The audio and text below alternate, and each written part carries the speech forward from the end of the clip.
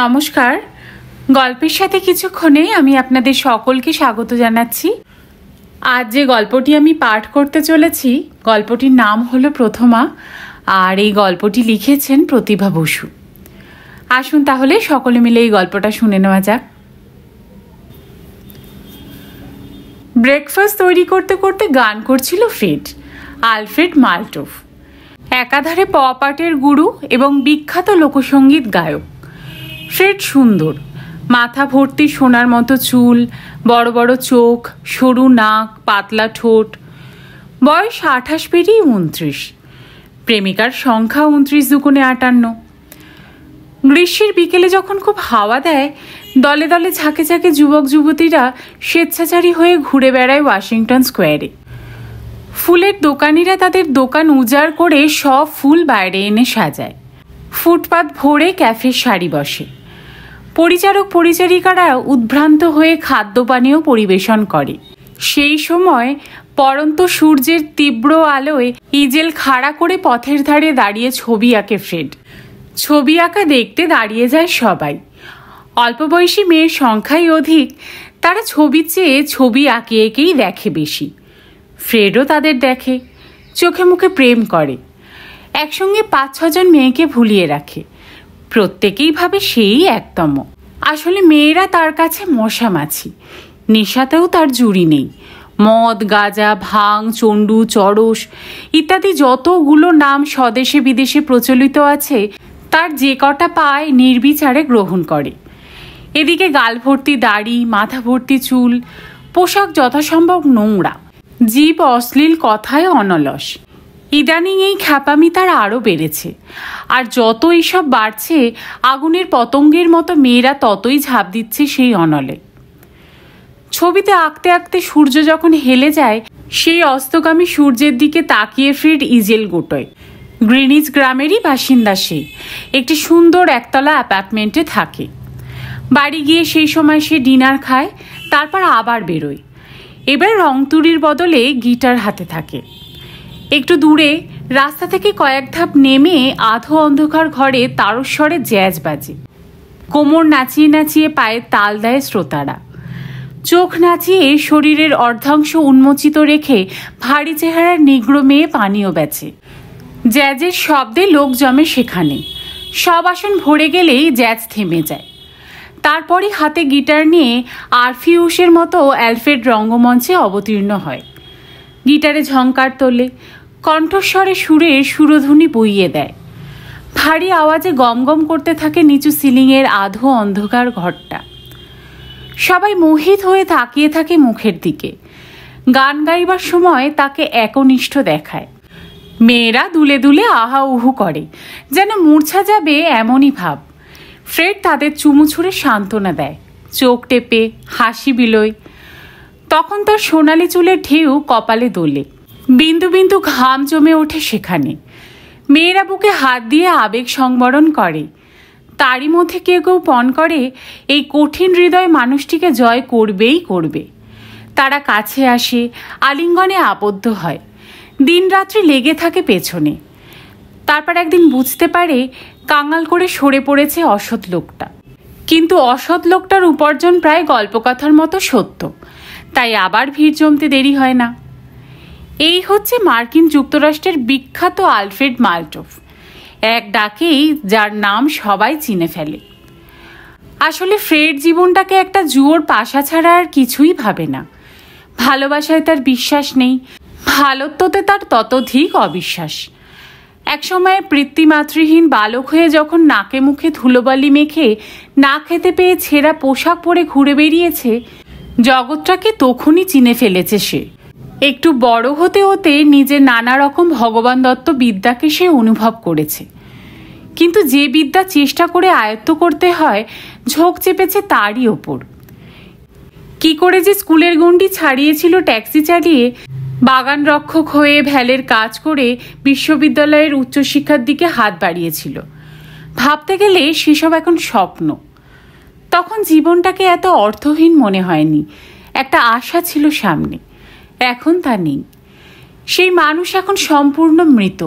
এখন শরীরের খাঁচায় সে যে প্রাণ বহন করে তা ইস্পাতের। তার মধ্যে কোনো বাষ্প নেই, শুকনো খটখটে।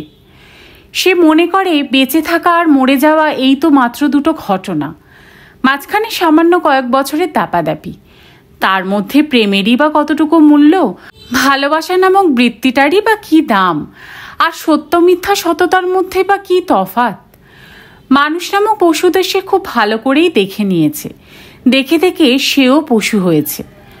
দোষ কি? পশুদের সংসারে পশু ছাড়া আর কিছু হওয়া মানেই তো হেরে যাওয়া, তাদের দাঁত আর নখে তৃপ্তি সাধন করা। এই হচ্ছে তার থিওরি, অর্থাৎ জীবনে সে বীতস্পৃহ। সেদিন সকালবেলা ব্রেকফাস্ট তৈরি করতে গানও করছিল, এই সবও ভাবছিল। সবসময় যেন কেমন একটা আক্রোশ আর প্রতিহিংসা তার মনটাকে দখল করে থাকে। যতক্ষণ কাজ করে নিষ্কৃতি পায়, কাজ থামলেই হয় বিরক্তি, নয় রাগ। বেঁচে থাকার বিড়ম্বনায় বিধ্বস্ত। সিরিয়ালের মধ্যে ঠান্ডা দুধ ঢেলে চেয়ারে টেবিলে এসে গুছিয়ে বসল। আজ তার বেরুবার তাড়া আছে। আজ শনিবার। মার্থা নামের যে সুন্দরী মেয়েটির সঙ্গে সে এখন ঘনিষ্ঠ, আজ তার ছুটি। সারাদিন একসঙ্গে কাটাবে। চামচ নিয়ে হাপুস হুপুস খেলো। মস্ত মস্ত দুটো ডিমের পচির সঙ্গে খানিকটা বেকনও খেলো রুটি মাখন দিয়ে। প্রকাণ্ড আপেলটায় কামড় বসাতে বসাতে তাকিয়ে দেখল পিয়ন এসে তার বারান্দার বাক্সে একটা চিঠি ফেলে দিয়ে গেল টুপ করে। নিরুৎসুক ভঙ্গিতে দরজা খুলে বাইরে এলো সে। ছোট্ট বারান্দা এখন ফুলে ফুলে ছাওয়া, গরম পড়েছে। বাক্স থেকে চিঠিটা নিয়ে ভুরু কুঁচকে তাকিয়ে থাকতে হলো খানিকক্ষণ। চিঠিটা এসেছে ভারতবর্ষ থেকে। কার? একটু পরেই চোখে আলো জ্বলল। ডক্টর বাগচি, তার প্রাক্তন অধ্যাপক। সে যখন ছাত্র ছিল তাদের বিশ্ববিদ্যালয়ে সাহিত্য পড়াতে এসেছিলেন, এবং মাত্র দুজন একজনের মতো আরও একজন মানুষ যাকে ফ্রেড শ্রদ্ধা করেছিল, ভালোবেসেছিল, যার সঙ্গ তার অশান্ত মনকে শান্তি দিয়েছিল। ধর্ম এবং সাহিত্যের এমন অনেক পাঠ সে এই কবিতা পাগল ভারতীয় ব্যক্তিটির কাছে শিখে নিয়েছিল যা সে জীবনে ভুলবে না। চিঠিটা তাড়াতাড়ি খুলে ফেলল। ভদ্রলোক ফিরে যাওয়ার পর আগে মাসে মাসে লিখতেনও তাকে, সেও জবাব দিত। তারপর কালের স্রোতে কখন থেমে গেছে সেই আবেগ মনেও নেই। এতদিন পরে চিঠিটা পেয়ে খুব ভালো লাগলো। তাড়াতাড়ি খাবেন মুখ ছিঁড়ে বার করে নিল কাগজটা। লিখেছেন, ফ্রেড, অনেক দিন তোমার খবর জানি না, কিন্তু মনে মনে জানি তুমি ভালো আছো, যোগ্য হয়েছ। তোমার গান, তোমার ছবি, তোমার সাহিত্য প্রেম তোমাকে ঐশ্বর্যবান করেছে। আমি সব সময় তোমাকে আশীর্বাদ করি। এতদিন পরে তোমাকে আর চিঠি লেখার একটা উদ্দেশ্য আছে। আমার মেয়ে সম্প্রতি একটা বৃত্তি পেয়ে তোমাদের দেশে পড়তে যাচ্ছে।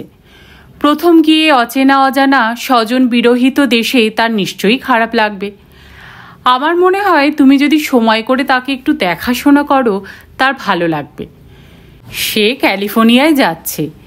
পথে নিউ ইয়র্কে আমার এক সহকর্মী ডক্টর জোসেফের ওখানে উঠবে। দিন সাতেক থাকবে। তুমি তাকে অন্ততপক্ষে মিউজিয়ামগুলো ভালো করে দেখিয়ে দিও। সম্ভব হলে মেট্রোপলিটনে একটা অপেরা। তার হাতে যথেষ্ট ডলার থাকবে না, দরকার মতো তুমিই দিও। তোমাকে কিছু লিখতে আমার সংকোচ হয় না, কিন্তু সকলকে তো আর সব লেখা যায় না। বেশি বলা বাহুল্য। ভালোবাসা নিও, ভালো থেকো। আমার মেয়ের নাম দেবযানী, আমরা জনু বলে ডাকি। আশা করি তাকে তোমার খারাপ লাগবে না। তার ফোন নম্বর এবং ঠিকানা নিচে দিলাম। নির্মলেন্দু বাগচি। চিঠিটা তার আগের বাড়ির ঠিকানা থেকে এখানে এসেছে। দেরি হয়েছে কয়েকদিন। তারিখ মিলিয়ে দেখা গেল মেয়েটি কাল পৌঁছে গেছে এই শহরে। ডক্টর বাগচির কন্যার জন্য কিছু করা নিশ্চয়ই তার কর্তব্য। কিন্তু আজ শনিবার, আজ তার নতুনতম প্রেমিকা মার্থার ছুটির দিন। চিন্তিতভাবে ফ্রেড বাকি আপেলটা খেয়ে ফেলল। ঠিক করতে পারল না ডক্টর বাগচির মেয়েটির সঙ্গে আজই যোগাযোগ করবে, অথবা কাল, অথবা পরশু। ছুটির দিন দুটো নষ্ট করতে মন চাইছিল না। যদি মেয়েটি দিন সাতেক থাকে, সময় আছে অনেক। সোমবার সকালে দেখা করলেও ক্ষতি নেই। দরকার হলে মেয়েটিকে নিয়ে এসে ঘুরিয়েও আনতে পারবে শহরে, লাঞ্চ খাইয়ে দিতে পারবে। তার কাজ তো সে বিকেল 4টে, তার আগে তো সারা বেলা ফ্রি। মার্থারও সেই সময় কাজ থাকে। মার্থা ব্যাংকে চাকরি করে, ভারী কড়া চাকরি, শনিবার ছাড়া ফুরসত নেই। ভাব হয়েছে নতুন, কিন্তু ভালো করে পাওয়াই যাচ্ছে না। অমন নরম সুন্দর শরীর সময়ের অভাবে ভোগেই লাগছে কই। ডক্টর বাগচি যতই শ্রদ্ধেয় হন, তার কোনো অনুরোধ বা আদেশ রক্ষা করা যতই কর্তব্য বলে মনে হোক, ছুটির দিনটা এভাবে নষ্ট করতে কিছুতেই রাজি হলো না ফ্রেড। কিন্তু টেলিফোন করলো একটি। হ্যালো, আমার নাম আলফ্রেড মাল্টোভ। এখানে কি দেবযানী বাগচি বলে কেউ আছেন? আমি বলছি। ও, আমি আপনার বাবার ছাত্র। নাম শুনেই বুঝতে পেরেছি। টেলিফোনের জন্য অনেক ধন্যবাদ। আপনি কাল এসে পৌঁছেছেন? কাল রাত্রে। আপনার বাবার চিঠিটা আমার পুরনো বাড়ি ঘুরে এসেছে, তাই ঠিকমতো হাতে পাইনি, নইলে এয়ারপোর্টে যেতাম। না না, তা কেন? সেটাই আমার উচিত ছিল। কোনো অসুবিধে হচ্ছে না তো? একটু চুপ করে থাকলো অপিঠ, তারপর বলল, ওরা বাড়ি নেই কাল সকাল থেকে। কারা? ডক্টর জোসেফ আর তার স্ত্রী হঠাৎ খবর পেয়েছেন মেয়ের অসুখ, খুব খারাপ অবস্থা, তখনই শিকাগো চলে গেছেন। আমার জন্য অবশ্যই সব ব্যবস্থা রেখে গেছেন। এয়ারপোর্টেও একজন গিয়েছিলেন, কিন্তু একা বাড়িতে। আপনি একা আছেন? একেবারে। ও, আমি ভাবছি আজ বিকেলের প্লেনেই ক্যালিফোর্নিয়ায় চলে যাব। আজই? ওখানে ডর্মে বন্দোবস্ত আছে। একা একা কি করব এখানে?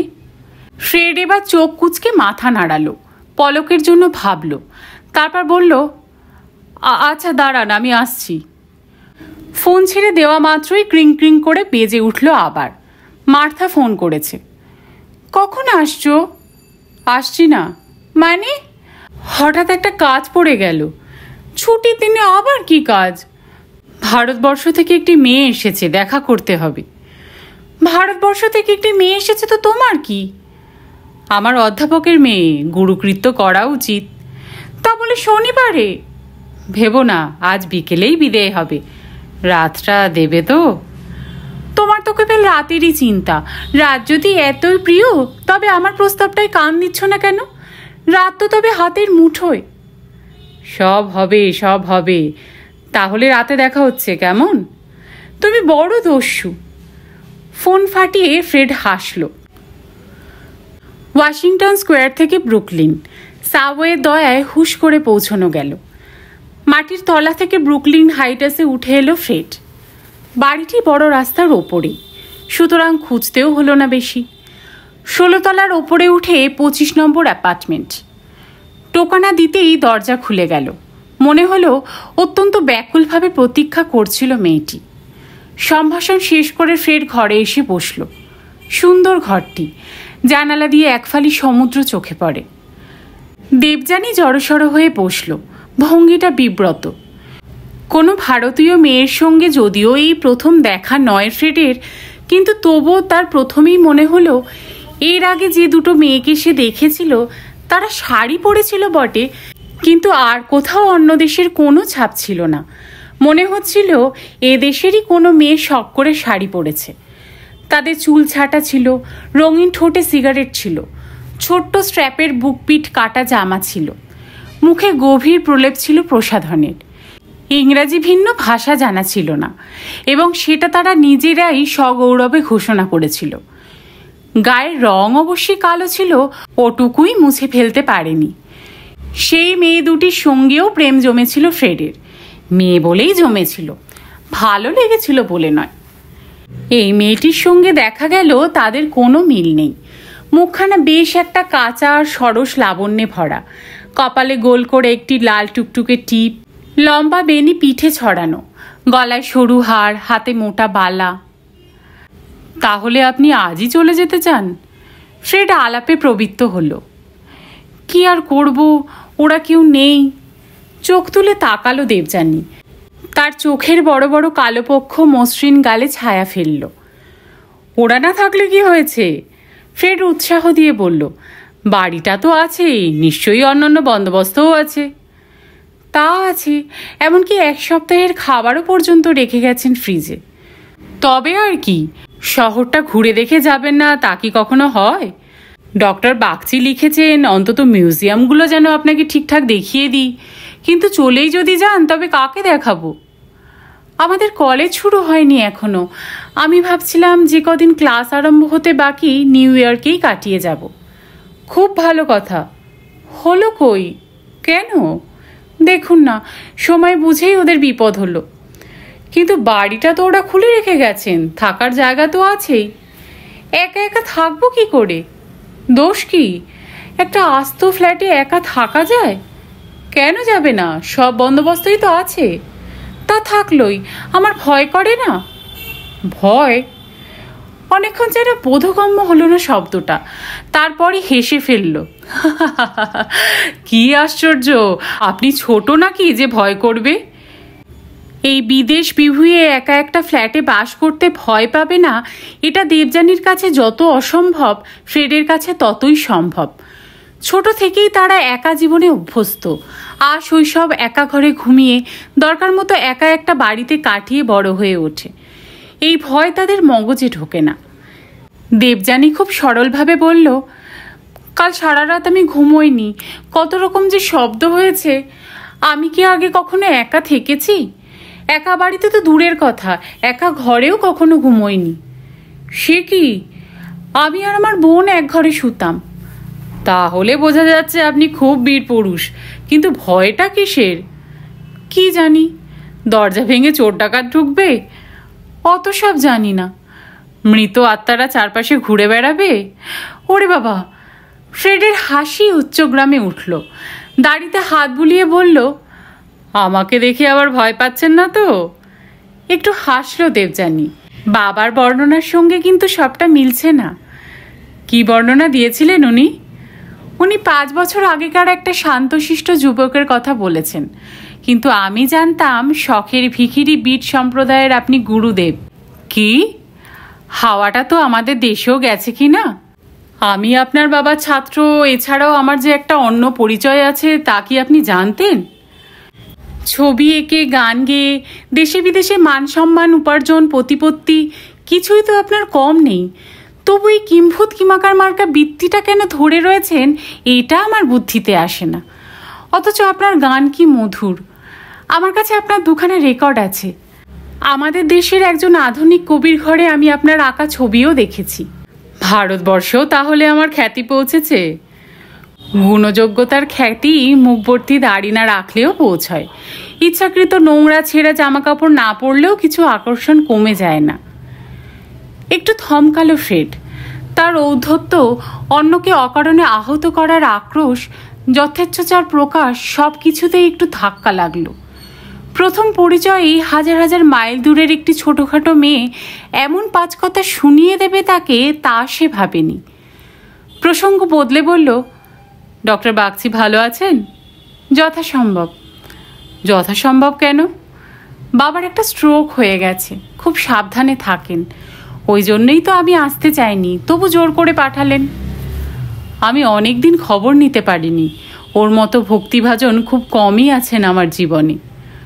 উনিও বলেন, আপনার মতো ছাত্ররত্ন তিনি নাকি আর কখনো পাননি। যদিও আপনার বর্তমান জীবনযাপন পদ্ধতি ওর জানা নেই। আপনার জানা ছিল? তা ছিল, এবং সেটা আপনার পছন্দ নয়। না, আপনার বাবা লিখেছেন আপনাকে দরকার মতো সাহায্য করতে। সেটা কি আমি করতে পারি? আমি কিছু ডলার নিয়ে এসেছিলাম। আমাকে আজ এয়ারপোর্টে তুলে দিয়ে আসতে পারবেন? এই শহরের পথঘাট আমি কিছুই চিনি না। ডক্টর জোসেফেরা থাকবেন না জানলে আমি এই অচেনা জায়গায় এক রাতও থাকতাম না। একটা কথা বলবো? বলুন। যে কদিন ডক্টর জোসেফেরা না আসেন, আপনি কিন্তু আমার অ্যাপার্টমেন্টেও থাকতে পারবেন। আমার ল্যান্ডলেডি ঠিক পাশের ঘরেই থাকেন, খুব সহৃদয় মহিলা। আমার মনে হয় সেখানে আপনার থাকতে ভয় করবে না। দেবযানী ইতস্তত করে বলল, আপনার অসুবিধে হবে না?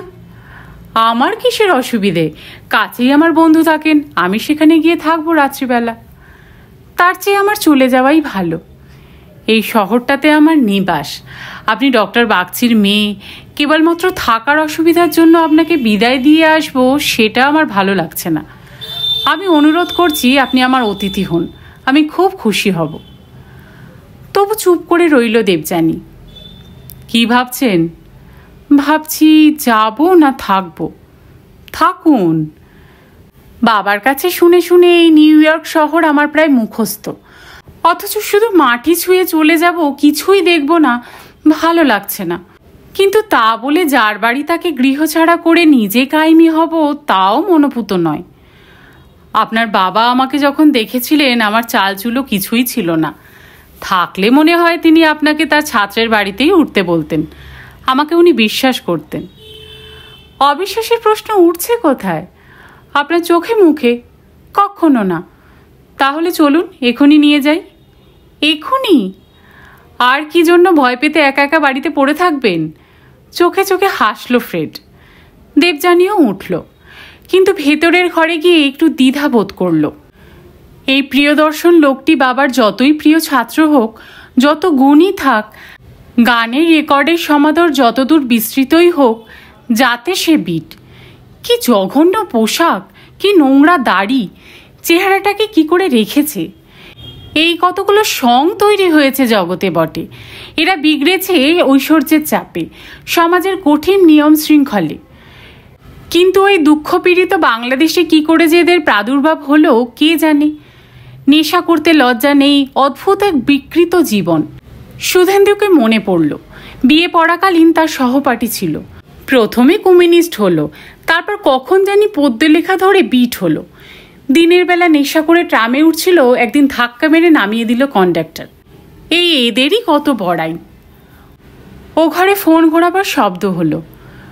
শোনো, আমার একটু দেরি হবে, কিন্তু রাতে তোমার ওখানেই শুতে যাব, বুঝলে? হ্যাঁ হ্যাঁ। গানের ক্লাবে? ছবি? না, গানের ক্লাবেই অপেক্ষা করো। না না, হ্যাঁ তা হয় না, জানোই তো ওরা মাসিক মাইনে দেয়। হ্যাঁ ঠিক আছে ঠিক আছে। জিনিসের মধ্যে একটা সুটকেস আর একটা হাত ব্যাগ। ফ্রেড ট্যাক্সি ধরল। পথ ফুরোতে সময় লাগলো। দুই চোখে কৌতূহল ভরে তাকিয়ে থাকলো দেবযানী। ফ্রেডের অ্যাপার্টমেন্টে এসেও সে খুশি হলো। না, এ বাড়িতে ভয়ের কোনো কারণ নেই। একেবারে রাস্তার ওপরে ঘর, সব সময় গাড়ি চলছে দেখা যায়, গমগম করছে লোকজন। ল্যান্ডলেডি ঠিক পাশের ঘরে, মধ্যে দরজা। আসলে এটা একটা ফ্ল্যাটই নয়, নিজের বাড়ির অংশ কেটে দেওয়া। ছোট্ট একটা শোবার ঘর আর মাঝারি একটা লিভিং রুম। দেখা গেল ফ্রেড নিজে যতই নোংরা থাকুক, বাড়ি তার আয় না। দেবযানী সুটকেসটা ক্লাসেটে ঢুকিয়ে দিয়ে বলল, যে কদিন আছেন ভেবে নেবেন এটাই আপনার বাড়ি। আমি বাড়ি খুব কম থাকি, সকালবেলার দিকটা অবশ্য বেরোই না, কিন্তু বেলা 2টোর পর সেই যে ছবি আঁকতে পথে যাই, ফিরি 6টায়, খেয়ে আবার গানের ক্লাবে ছুটি, একেবারে রাত 1টা।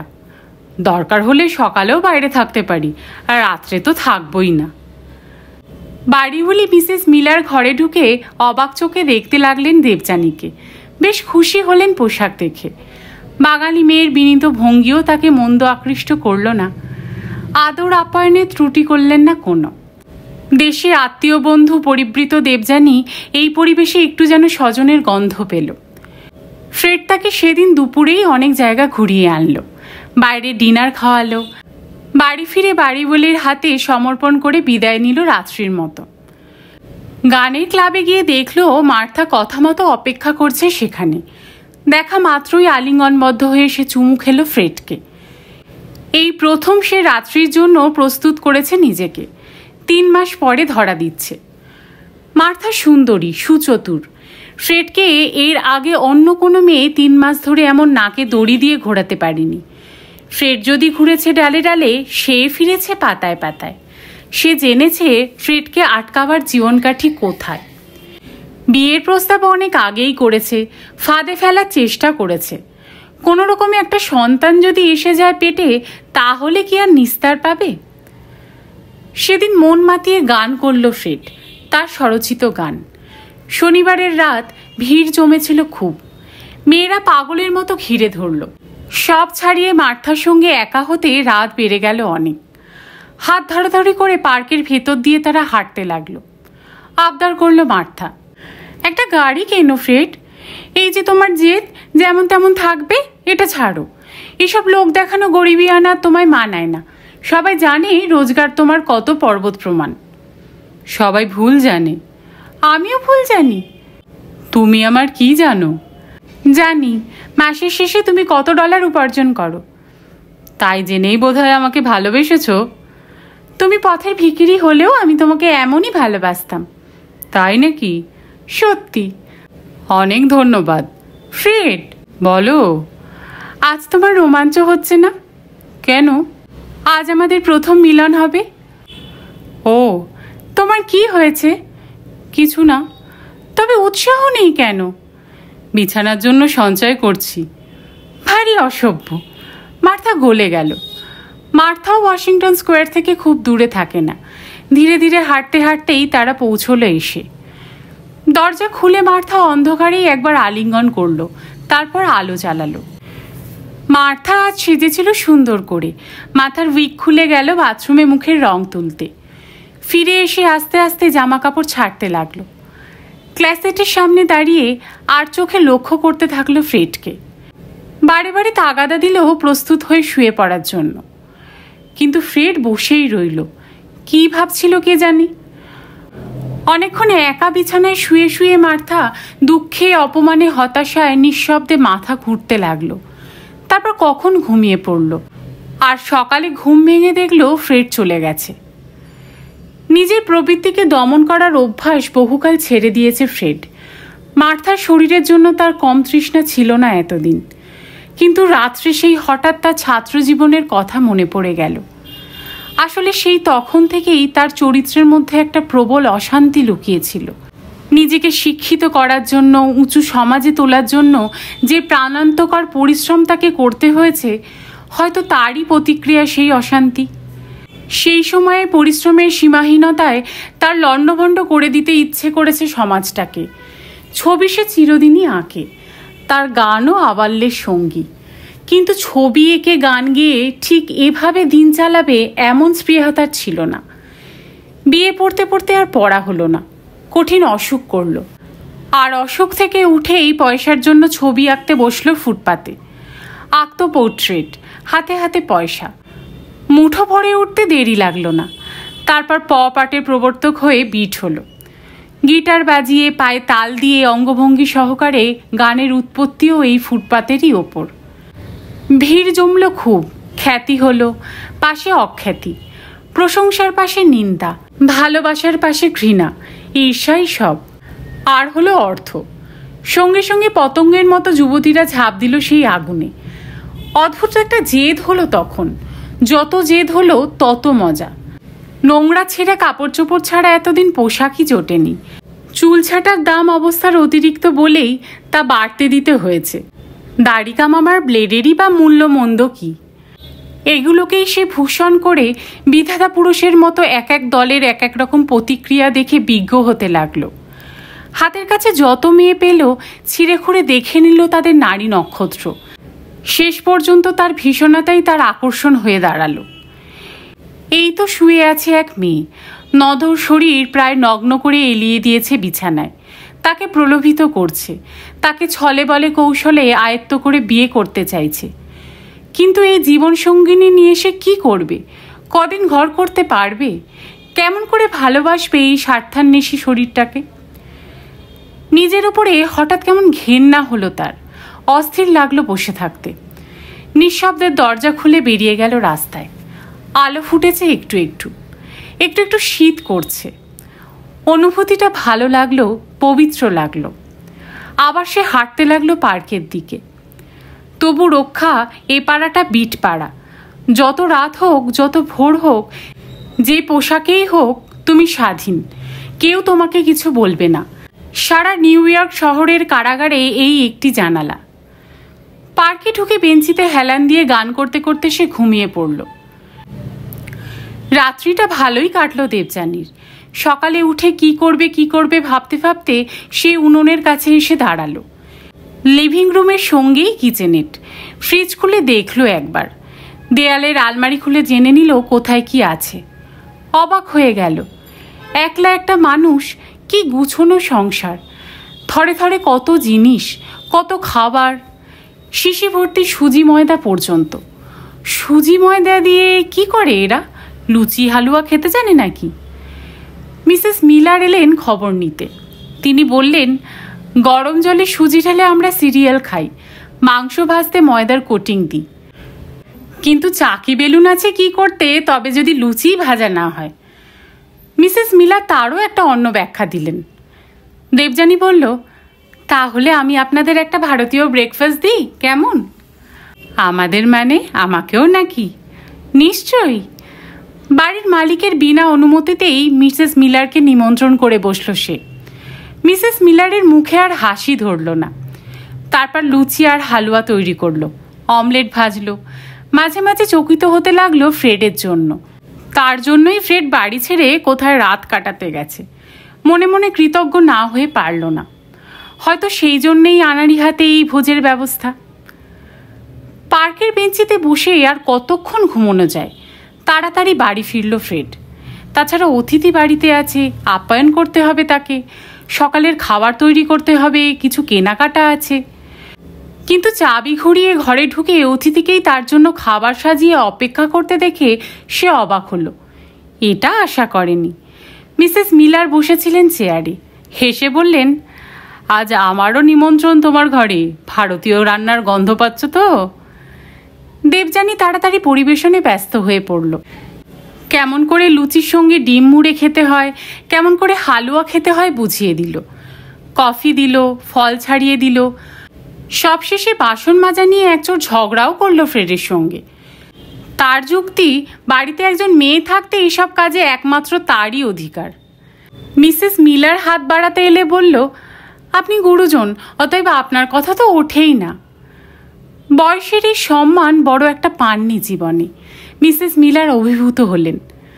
ক্লান্ত শরীরে তৈরি খাবার খেয়ে নিজের বাড়িতে নিজেই অতিথি আদর ভোগ করে নেহাত মন্দ লাগলো না ফ্রেডের। সম্পূর্ণ নতুন সুস্বাদু খাদ্যের সঙ্গে যত্নের নতুন আস্বাদে সে চমৎকৃত হলো।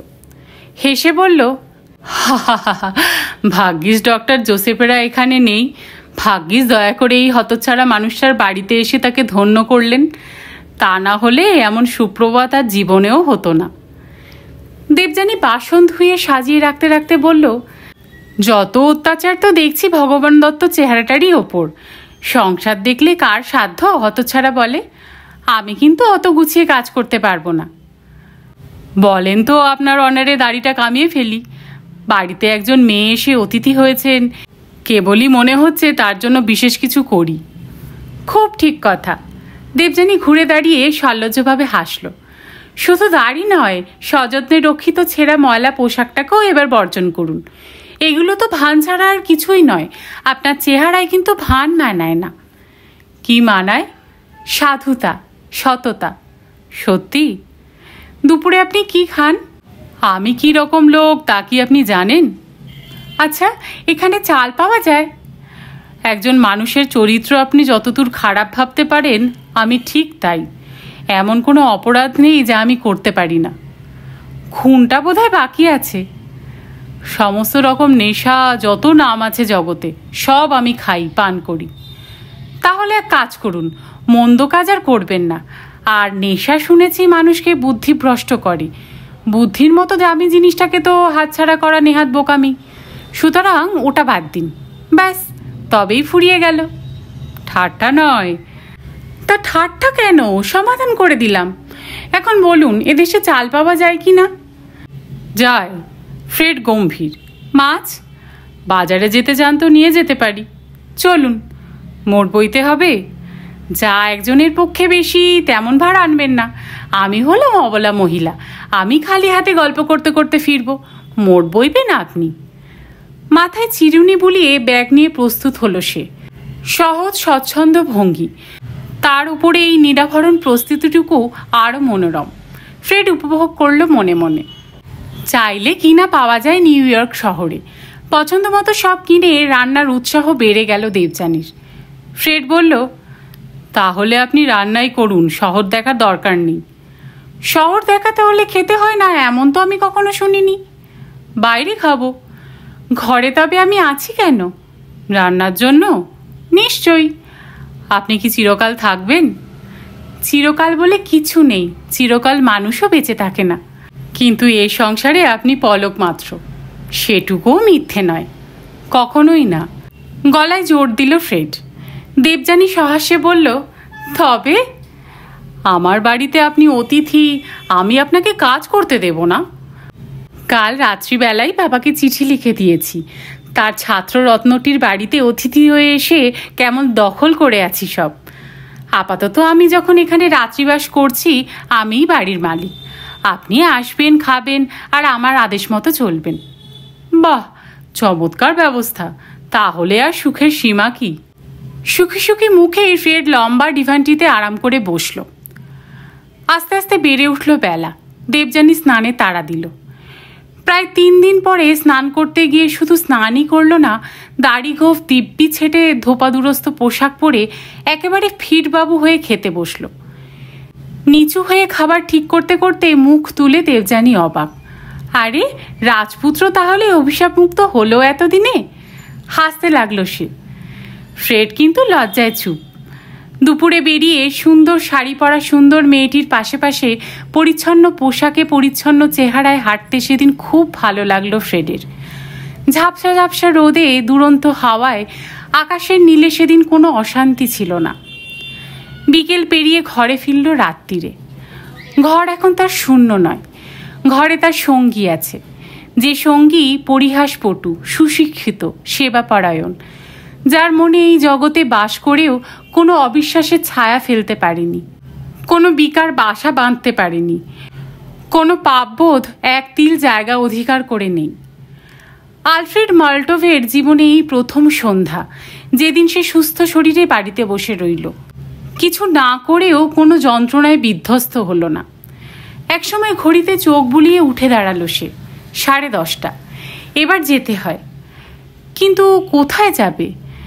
দেবযানীকে নিয়ে আসার সময় ভেবেছিল রোজই রাত্রে সে মার্থার সঙ্গে শোবে, কিন্তু এই মুহূর্তের মন নিয়ে তার কাছে যাওয়া যায় না। তবু বেরিয়ে গেল দরজা খুলে। যাওয়ার সময় ওভারকোটটা নিল। রাত্রিবেলা ভারী ঠান্ডা হয়ে ওঠে পার্কটা। পরের দিন দেবযানী বলল, আমাকে যেতে হবে এবার। অবাক হয়ে ফ্রেড বলল, কোথায়? যেখানে যাচ্ছি। ক্যালিফোর্নিয়া? হ্যাঁ। কেন? কতদিন হয়ে গেল? এর মধ্যেই কতদিন মনে হচ্ছে আপনার? মনে হোক আর না হোক, যেতে তো হবেই। কথা ছিল 7 দিন থাকবেন, বেশি আর বাকি কি? অর্ধেকও হয়নি। তার কি করা, দরকার তো ফুরিয়েই গেল। যা একবার দেখা হলো, হঠাৎ উড়ে এসে জুড়ে বসে অনেক অসুবিধা করা হলো আপনার।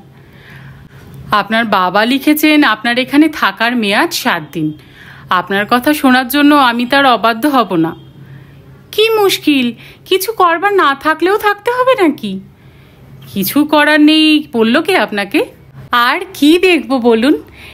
এম্পায়ার স্টেট বিল্ডিংয়ের মাথায় উঠেছি, চিত্রশালা দেখেছি, সেন্ট্রাল পার্ক ঘুরেছি। হারসন নদীতে বোট ট্রিপ করেননি? ওসব আর একবার হবে। আমি ভবিষ্যতে বিশ্বাসী নই। আমার বিশ্বাসভঙ্গের কারণ ঘটেনি কোনো। হাতে আরও 4 দিন সময় আছে। ডক্টর বাগচির দেওয়া অভিভাবকত্বের পারমিট আছে। সুতরাং আমি যা বলবো তাই হবে। আপনার বক্তব্যটা কি? কাল সন্ধ্যায় কিং লিয়র দেখতে যাব। পরশু কিং লিয়র? স্থান কাল পাত্র ভুলে প্রায় লাফিয়ে উঠল দেবযানী। টিকিট? টিকিট কোথায় পাবো? আপনি যে বললেন 3 মাস আগে বুক না করলে পাওয়া যায় না। দেবযানীর খুশি দেখে অতি উচ্চ দামে কেনা বিশেষ চেয়ারের টিকিট দুটো যেন সর্বরকমে সার্থক হয়ে উঠল ফ্রেডের পকেটে। সস্নেহে সে দেবযানীর মুখের দিকে তাকিয়ে রইল। একটু পরেই নিভে গেল দেবযানী। একটা কথা, একটা বিশেষ কারণেই আমি থাকতে চাইছি না। বিশেষ কারণ? আমার খুব খারাপ লাগছে। কেন? খুব বিশ্রী। কি হয়েছে? ফ্রেড উদ্বিগ্ন হলো। রোজ রাত্রে আপনাকে কোথায় না কোথায় গিয়ে শুতে হচ্ছে। এই জোরে জোরে হেসে উঠল সে। হাসির কথা নয়, আমি জোসেফদের ফোন করেছিলাম, ওরা এখনও ফেরেনি। এলেই চলে যাবেন বুঝি? ওদের আলাদা ঘর আছে। গরিব মানুষের ছোট ঘরে কষ্ট হচ্ছে, এই তো। কখনো সে কথা বলিনি। তবে যেতে চাইছেন কেন? গিয়ে আমার সুখ কি? কাকে আমি চিনি? তবু এখানে এসে আপনাকে একটুও পরপর মনে হচ্ছে না, একটুও অচেনা লাগছে না। মনে হয় এ বাড়িতে আমি একেবারেই আপন। মিসেস মিলারও কি ভালো ব্যবহার করছেন, কিন্তু কোনো কিন্তু নেই। এক কাজ করলে হয় না? বলুন। আপনি আপনার ঘরেই তো ঘুমোতে পারেন, আমি এখানে ডিভানে শোবো। আলফ্রেড অনেকক্ষণ চুপ করে থাকলো। এই বিশ্বাসের মূল্য দিতে ইচ্ছে করলো তার। মাথা নেড়ে বলল, বেশ তো, তবে একটু তফাৎ থাকবে এই যে ঘরে আপনি আছেন ওটা আপনারই থাকবে, আমি ডিভানে শোবো। দেবযানী ঘোর আপত্তি জানালো। আমি আপনার চেয়ে সাইজে কত ছোট, আমার পক্ষে ডিভানটা উপযুক্ত, আপনার পা বেরিয়ে থাকবে। থাক, তবু শুতে হবে? তবু কেন? এইবার আমি এ বাড়িতে রাত্রিবাস করব, সুতরাং আপনার মালিকানা গেল, অতএব আমার কথার ওপর কথা নেই। ওসব কেনর জবাব দিতে আমি বাধ্য থাকব না। শোবার ঘর আর বসার ঘরের মধ্যে মার্কিন মুলুকের হাল ফ্যাশন অনুযায়ী দরজা ছিল না, কেবলমাত্র মোটা একটা পর্দার ব্যবধান। শেষ পর্যন্ত ফ্রেড ডিভানেই শুল। দেবযানী পেতে দিল বিছানা, নিজে ঘরে শুল। প্রথম যেদিন এ বাড়িতে এসেছিল একটু একটু ভয় ছিল মনে। এখন সে নির্মল নিঃশঙ্ক চিত্তে মাত্র একটা পর্দার ব্যবধানে দিব্যি আরামে ঘুমিয়ে রাত কাটিয়ে দিল। ফ্রেডের কিন্তু ঘুম এলো না অনেকক্ষণ। একটি মেয়েকে এক বিন্দু না ছুঁয়ে যে কত রোমাঞ্চিত হওয়া সম্ভব, এই নতুন এবং ভয়ঙ্কর অভিজ্ঞতায় সে আবিষ্ট হয়ে রইল। পাশের ঘরের দেবযানীর ঘুমন্ত নিঃশ্বাস নির্জন ঘরে তার শরীরে রন্ধে রন্ধে আনন্দ সঞ্চার করল। তার অশান্ত বিক্ষুব্ধ জীবন স্বর্গের সুধায় ভরে গেল। কিন্তু দিন কেটেই যায়। 7 দিন কাটতে আর সময় লাগলো কই। দেবযানীর চলে যাওয়ার সময় হলো। সকাল থেকে বুকটা যেন ভার লাগলো ফ্রেডের। দেবযানী টুকটাক গুছিয়ে নিচ্ছে তার জিনিসপত্র। তার মুখে কোথাও কোনো বিশেষ ভাবান্তর অনেক চেষ্টা করেও লক্ষ্য করতে পারছিল না ফ্রেড। তার দুঃখ হচ্ছিল। একসময় মুখোমুখি দাঁড়িয়ে বলল, আপনি কি জানেন নিউ ইয়র্ক থেকে ক্যালিফোর্নিয়ার দূরত্ব কত? দেবযানী মাথা নাড়ল। শুনেছি 3000 মাইল। 3000 মাইল কত দূর তা জানেন? ভারতবর্ষ থেকে কত দূর এসেছি তা জানেন? না, জানে না। জানবার দরকার কি ফ্রেডের? তার কাছে এখন 3000 মাইল দূরত্বের চেয়ে বেশি দূর আর কি আছে জগতে? রাগ করে সে জানালা দিয়ে বাইরের দিকে তাকিয়ে রইল।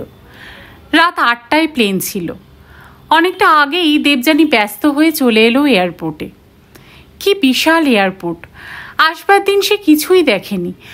মনের জানালা দিয়ে কেবল কলকাতার দিকেই তাকিয়েছিল। আজ চোখ মেলে চোখ বিস্ফারিত হয়ে গেল। ফ্রেড তাকে ঘুরে ঘুরে দেখালো সব। তাজা রক্তের মতো গোলাপ কিনে দিল একগুচ্ছ। তারপর লাউডস্পিকারে যাত্রীদের জন্য ঘোষণা বেজে উঠল। হকচকিয়ে তাড়াতাড়ি পা বাড়িয়েছিল দেবযানী। তারপরেই ফিরে দাঁড়ালো।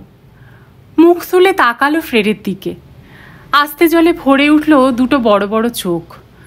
ফ্রেড ঢোক গিলল, একটু হাসল, হাত বাড়িয়ে হাত চাপ দিল একটু। গাঢ় গলায় বলল, এই ভালো।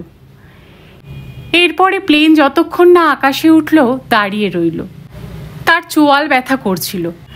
বুঝতে পারছিল হাজার অত্যাচারেও তার হৃদয় তাকে ছেড়ে যায়নি। সময় এবং সুযোগ মতো নির্মমভাবে প্রতিশোধ নিচ্ছে। একটা ভীষণ শব্দে অত বড় জাহাজটা হাউই বাজির মতো কখন ওপরে উঠে গেল। দুটো আলোর বিন্দু দপদপ করল কিছুক্ষণ, তারপর মিলিয়ে গেল অন্ধকারে। শেষ করলাম আজকে প্রতিভা বসুর লেখা একটি সুন্দর গল্প প্রথমা। গল্প পাঠ আপনাদের কেমন লাগছে আমাকে কমেন্ট করে প্লিজ জানাবেন।